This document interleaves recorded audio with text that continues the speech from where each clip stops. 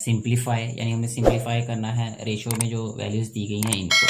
तो सबसे पहले हमारे पास जो फर्स्ट पार्ट है वो है 3:9। अब हमने सबसे पहले ये देखना है कि ये दोनों जो वैल्यूज़ हैं ये किस नंबर पे डिवाइड होती हैं, यानी दोनों वैल्यूज़ जो हैं वो HCF इसका देखना है हमने। तो HCF इसका क्या आएगा, 3 और 9 का 3 आएगा, तो 3 पे इसको डिवाइड कर देना है। यहाँ पे हम राइट कर देंगे डिवाइड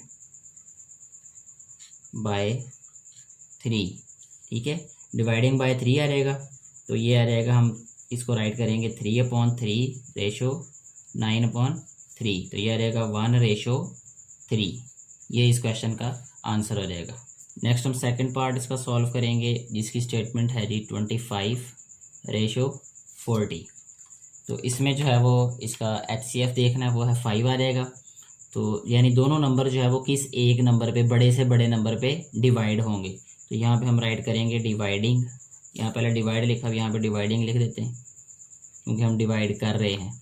डिवाइडिंग बाय 5, तो यह आ जाएगा 25/5 रेशो 40/5।